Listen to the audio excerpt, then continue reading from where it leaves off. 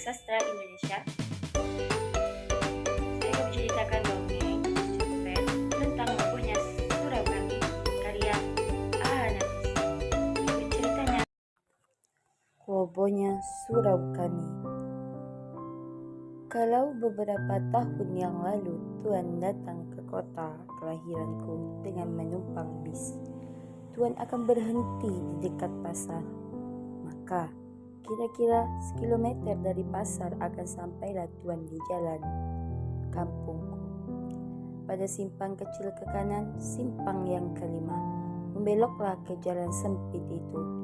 Dan di ujung jalan nanti akan Tuan temui sebuah surau tua.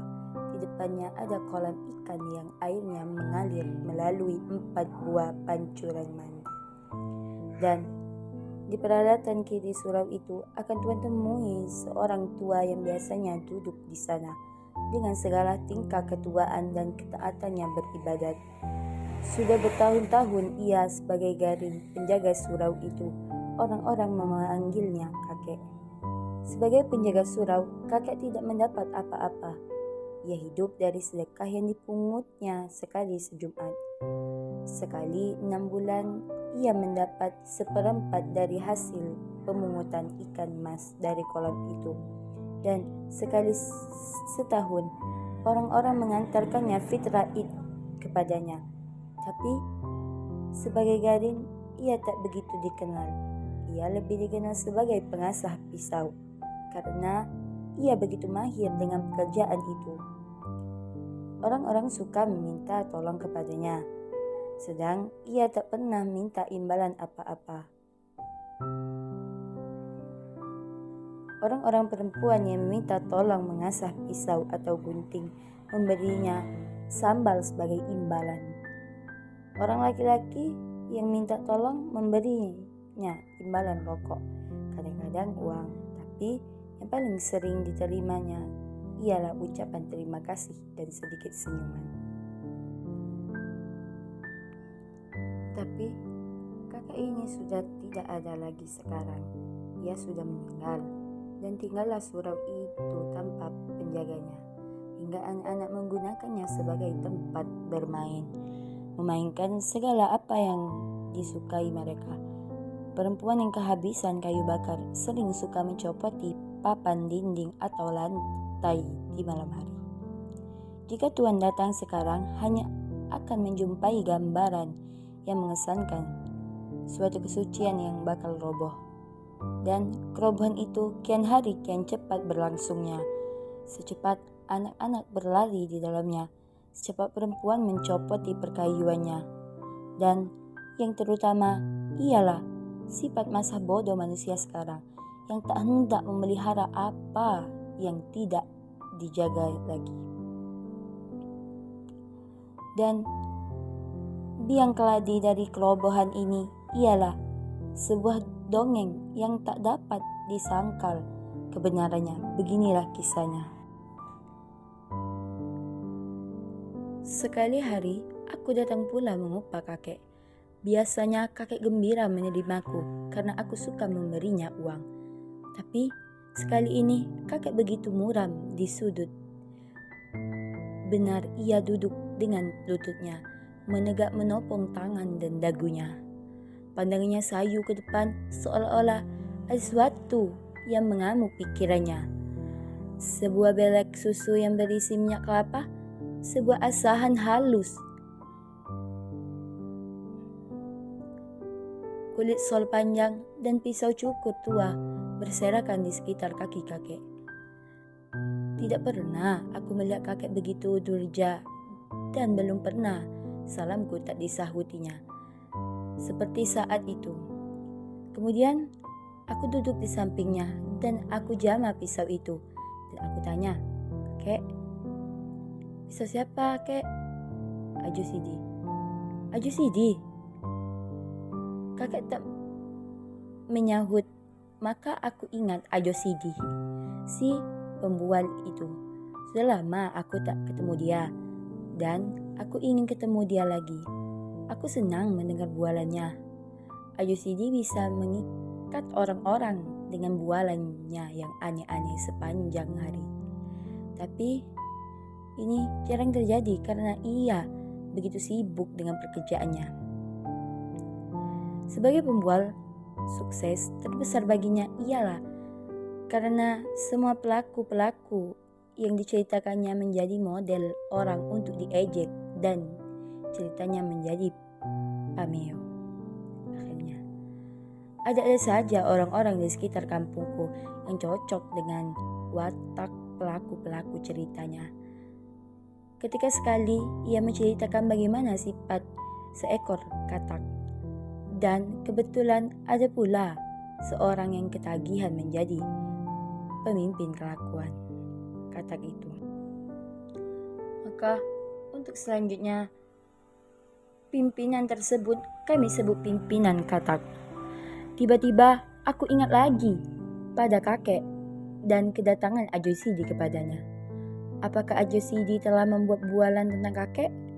Dan bualan itukah yang mendurjakan kakek? Aku ingin tahu. Lalu aku tanya kakek lagi. Apa ceritanya, kek? Siapa? Ajo Sidi. Kurang ajar dia. Kakek menjawab. Kenapa? Mudah-mudahan pisau cukur ini yang kuasa tajam-tajam ini menggoroh tenggorokannya. Kakek marah. Marah? Iya. Kalau aku masih muda, tapi aku sudah tua. Orang tua menahan ragam. Sudah lama aku tak marah-marah lagi. Takut aku kalau imanku rusak karenanya. Ibadatku rusak karenanya. Sudah begitu lama aku berbuat baik, beribadat, bertawakal kepada Tuhan. Sudah begitu lama aku menyerahkan diri kepadanya. Dan Tuhan akan mengasihi orang yang sabar dan tawakal. Ingin tahuku dengan cerita Ajo Sidi yang memurungkan kakek jadi memuncak. Aku tanya lagi kakek, bagaimana katanya kek? Tapi kakek diam saja, berat hatinya bercerita barangkali. Karena aku telah berulang-ulang bertanya, lalu ia yang bertanya padaku, kau kenal padaku bukan? Dari kau kecil, aku sudah di sini. Dari mudaku bukan? Kau tahu apa yang kulakukan semua bukan? Terkutukkah perbuatanku? Dikutuki Tuhankah semua pekerjaanku? Tapi aku tak pernah menjawab lagi, sebab aku tahu kalau kakek sudah membuka mulutnya, dia takkan diam lagi. Aku biarkan kakek dengan pertanyaannya sendiri. Dari muda aku di sini bukan? Tak ku ingat punya anak, punya istri, punya keluarga seperti orang lain tahu. Tak kupikirkan hidupku sendiri. Aku tak ingin cari kaya, bikin rumah, segala kehidupanku, lahir, batin, kuserahkan kepada Allah Subhanahu wa Ta'ala. Tak pernah aku menyusahkan orang lain. Lewat seekor enggan aku membunuhnya. Tapi kini aku dikatakan manusia terkutuk. Umpan neraka. Marahkah Tuhan kalau itu yang kulakukan? Sangkamu akan dikutukinya aku kalau selama hidupku aku mengabdi kepadanya? Tak kupikir hari esokku, karena aku yakin Tuhan itu ada dan pengasih dan penyayang kepada umatnya yang tawakal.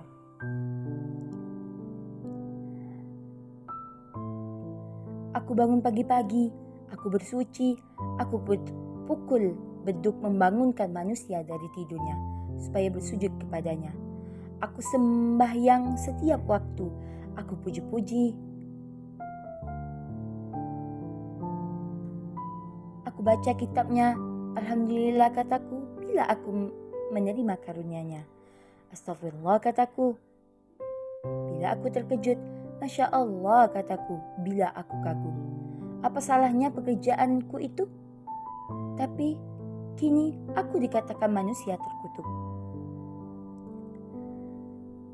Ketika kakek terdiam agak lama, aku menyelakan tanyaku.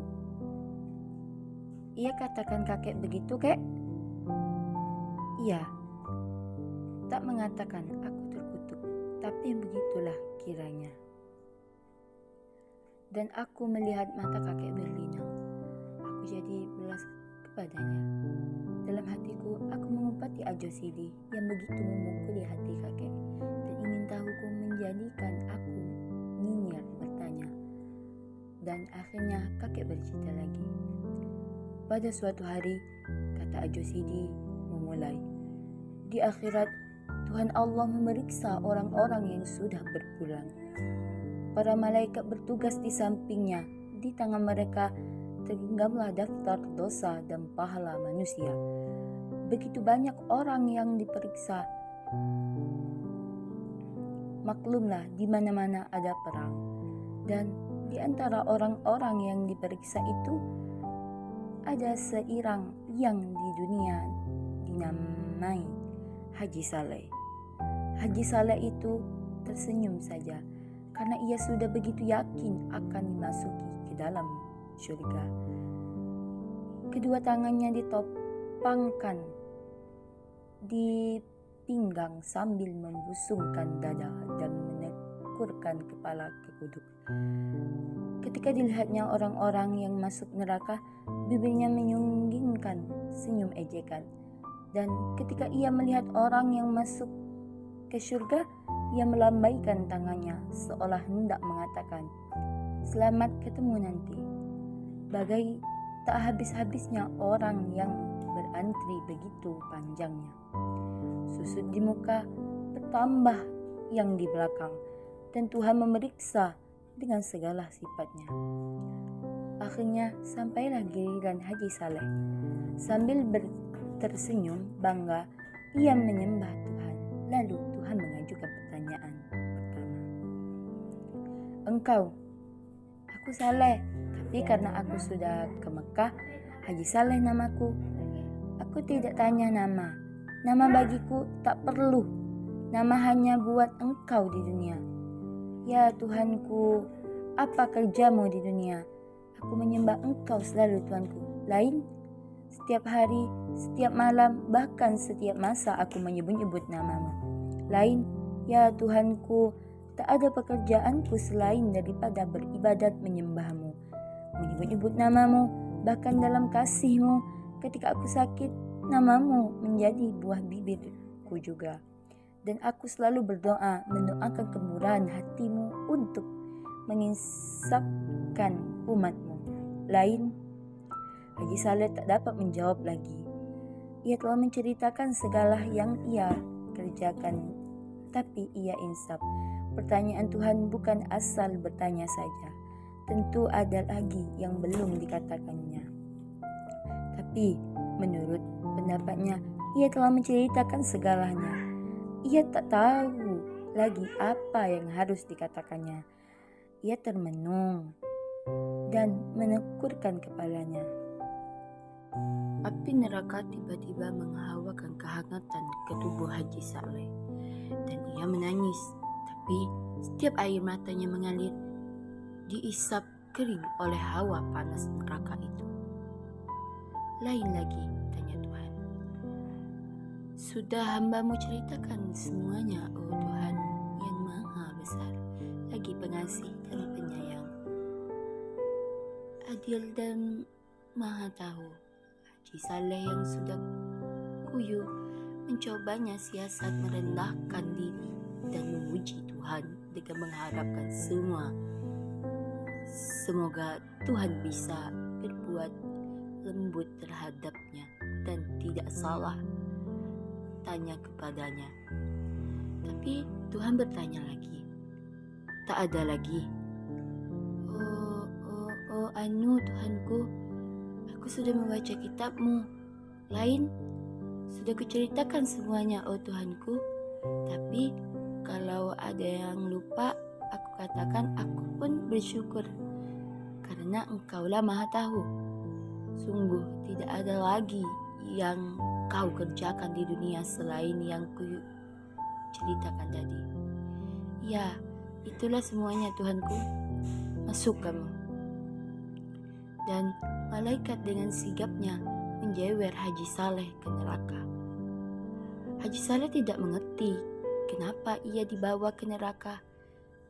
Ia tak mengerti apa yang dikehendaki Tuhan daripadanya. Dan ia percaya Tuhan tidak silap. Alangkah tercegangnya Haji Saleh karena di neraka itu banyak teman-temannya di dunia terpanggang hangus, merintih kesakitan, dan ia tambah tak mengerti dengan keadaan dirinya. Karena semua orang yang dilihat di neraka itu tak kurang ibadatnya dari dia sendiri. Bahkan ada salah seorang yang telah sampai 14 kali ke haji dan bergelar syekh pula. Lalu Haji Saleh mendekati mereka dan bertanya kenapa mereka dinerakakan semuanya. Tapi sebagaimana Haji Saleh, orang-orang itu pun tak mengerti juga. Bagaimana Tuhan kita ini? Kata Haji Saleh kemudian. Bukankah kita disuruhnya taat beribadat, teguh beriman, dan itu semua sudah kita kerjakan selama hidup kita. Tapi kini kita dimasukkannya ke neraka. Ya, kami juga heran. Tengoklah, itu orang-orang senegeri dengan kita semua, dan tak kurang ketaatannya beribadat, kata salah seorang di antaranya. Ini sungguh tidak adil. Memang tidak adil, kata orang-orang itu mengulangi ucapan Haji Saleh. Kalau begitu, kita harus minta kesaksian atas kesalahan kita. Kita harus mengingatkan Tuhan kalau ia silap memasukkan kita ke neraka ini. Benar, sorakan yang lain membenarkan Haji Saleh. Kalau Tuhan tak mau mengakui kesilapannya, bagaimana? Suatu suara melengking di dalam kelompok orang banyak itu. Kita protes, kita resolusikan, kata Haji Saleh. Apa kita revolusikan juga? Tanya suara yang lain, yang rupanya di dunia menjadi pemimpin gerakan revolusioner. Itu tergantung kepada keadaan, kata Haji Saleh. Yang penting sekarang, mari kita berdemokrasi menghadap Tuhan. Cocok sekali. Di dunia dulu dengan demokrasi saja banyak yang kita peroleh. Sebuah suara menyela. Setuju. Mereka bersorak beramai-ramai. Lalu mereka berangkatlah bersama-sama menghadap Tuhan. Dan Tuhan bertanya, kalian mau apa? Haji Saleh yang menjadi pemimpin dan juru bicara tampil di depan. Dan dengan suara yang menggeletar dan berirama rendah, ia memulai pidatonya. Oh Tuhan, kami yang maha besar. Kami yang menghadap-Mu ini adalah umat-Mu yang paling taat beribadat, yang paling taat menyembah-Mu. Kamilah orang-orang yang selalu menyebut nama-Mu, memuji-muji kebesaran-Mu, mempropagandakan keadilan-Mu, dan lain-lainnya. Kitab-Mu kami hafal di luar kepala kami. Tak sesat sedikit pun kami membacanya. Akan tetapi Tuhanku yang maha kuasa, setelah Engkau panggil kemari, Engkau masukkan kami ke neraka. Maka sebelum terjadi hal-hal yang tak diingini, maka di sini atas nama orang-orang yang cinta padamu, kami menuntut agar hukuman yang Kau jatuhkan kepada kami ke surga, bagaimana yang Engkau janjikan pada kitab-Mu. Kalian di dunia tinggal di mana? Tanya Tuhan. Kami ini adalah umat-Mu yang tinggal di Indonesia, Tuhanku. Oh, di negeri yang tanahnya subur itu. Ya, benarlah itu, Tuhanku. Tanah yang maha kaya, penuh oleh logam, minyak, berbagai bahan tambang lainnya, bukan? Benar, Tuhan kami. Itulah negeri kami. Mereka semua menjawab serentak karena fajar kegembiraan telah membayang di wajah mereka. Dan yakinlah mereka sekarang bahwa Tuhan telah silap menjatuhkan hukuman kepada mereka itu. Di negeri mana tanahnya begitu subur sehingga tanaman tumbuh tanpa ditanam? Benar, itulah negeri kami. di negeri di mana penduduknya sendiri melarat. Ya, itulah dia negeri kami. Negeri yang lama diperbudak negeri lain. Ya Tuhanku, sungguh laknat penjajahan itu Tuhanku. Dan hasil tanamanmu mereka yang merenggutnya dan diangkut ke negerinya, bukan? Benar Tuhanku, hingga kami tak mendapat apa-apa. Sungguh laknat mereka itu.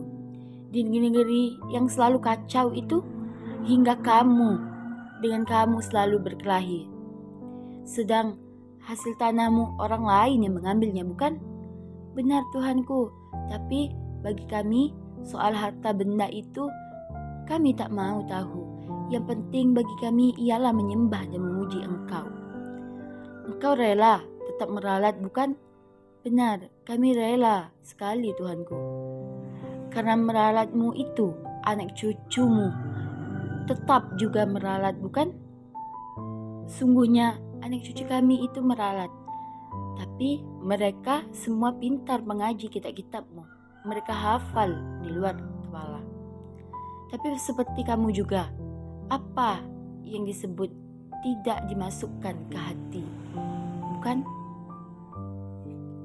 Ada Tuhanku, kalau ada, kenapa Engkau biarkan dirimu melarat hingga anak cucumu teraniaya semua? Sedang harta bendamu, Kau biarkan orang lain mengambilnya untuk anak cucu mereka. Dan Engkau lebih suka berkelahi antara kamu sendiri, saling menipu, saling memeras. Aku beri kau negeri yang kaya raya, tapi kau malas.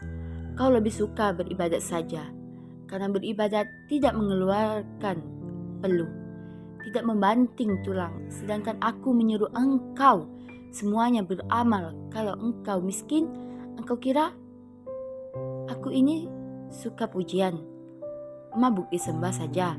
Tidak. Kamu semua mesti masuk neraka. Hai malaikat, halaulah mereka ini kembali ke neraka. Letakkan di keraknya. Semua menjadi pucat. Tak berani berkata apa-apa lagi.